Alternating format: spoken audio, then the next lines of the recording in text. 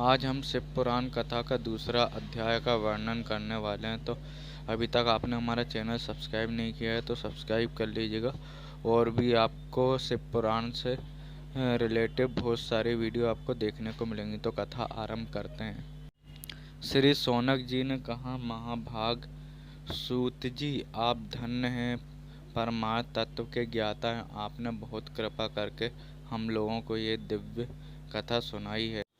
निश्चित ही भूतल पर इस कथा के समान कल्याण का कोई दूसरा सर्वश्रेष्ठ साधन नहीं है। यह बात निश्चय ही आज हमने आपकी कृपा से समझ ली है। सूत जी, कलयुग में इन कथाओं के द्वारा कौन कौन से पापी सूत्र होते हैं, उनका कृपा करके पूर्ण वर्णन कीजिए एवं इस जगत को कृतार्थ कीजिए।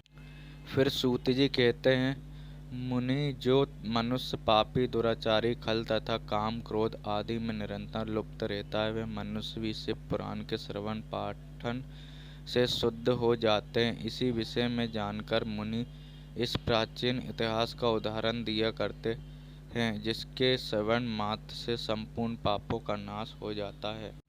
प्राचीन काल की बात कही, किरातों के नगर में एक देवराज नामक ब्राह्मण रहता था। देवराज ज्ञान में अत्यंत दुर्बल, दरिद्र, रस बेचने वाला तथा वैदिक धर्म से विमुख था। वह स्नान, संध्या आदि कर्मों से भ्रष्ट हो गया था एवं वेश्यावृत्ति में तत्पर रहता था। उसका नाम था देवराज। वह अपने ऊपर विश्वास करने वाले लोगों को ठगा करता था। उसने ब्राह्मणों, ऋषियों, वैश्यों, शूद्र तथा दूसरों को भी अपने बहानों से मारकर उन सबका धन हड़प लिया था। परंतु उस पापी का थोड़ा सा भी धन धर्म के काम में नहीं लगा। वे वेश्यागामी तथा सब प्रकार के आचरण से आचार भ्रष्ट था।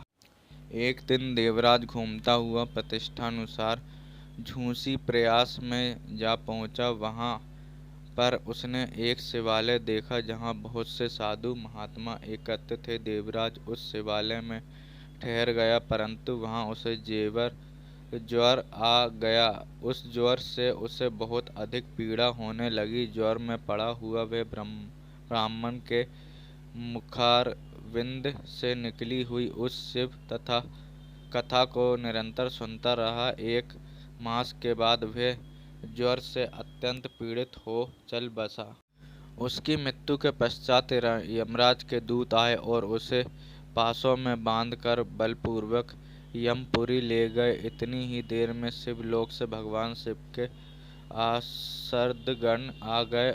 उनके गौर अंग कपूर के समान उज्ज्वल थे, हाथ त्रिशूल से सुशोभित थे। उनके संपूर्ण अंग भस्म से चमक रहे थे तथा रुद्राक्ष की मालाएं उनके शरीर की शोभा बढ़ा रहे थे। वे सभी क्रोधपूर्वक यमपुरी गए और यमराज के दूतों को मारपीट कर बारंबार धमकाकर उन्होंने देवराज को उनके चुंगल से छुड़ा लिया और अत्यंत अद्भुत विमान पर बैठा कर जब वे शिवदूत कैलाश जाने को अद्भुत हुए, उस समय यमपुरी में भारी कोलाहल मच गया। उस कोलाहल को सुनकर धर्मराज अपने भवन से बाहर आए। साक्षात दूसरे रुद्रों के समान प्रतीत होने वाला उन चारों दूतों को देखकर धर्मज्ञ धर्मराज ने उनका विधि पूर्वक पूजन किया और अपनी ज्ञान दृष्टि से बस देख कर ही सारा वृतांत जान लिया। उन्होंने भय के कारण भगवान शिव के उन महात्मा दूतों से कोई बात नहीं पूछी, अपितु उन सब की पूजा एवं प्रार्थना की। तत्पश्चात वे शिवदूत कैलाश को चले गए और वहां पहुंचकर उन्होंने उस ब्रह्मांड को दया सागर सांब शिव के हाथ में दे दिया।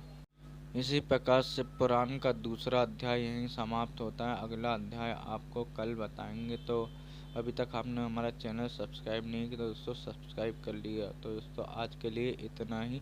जय शंभुनाथ।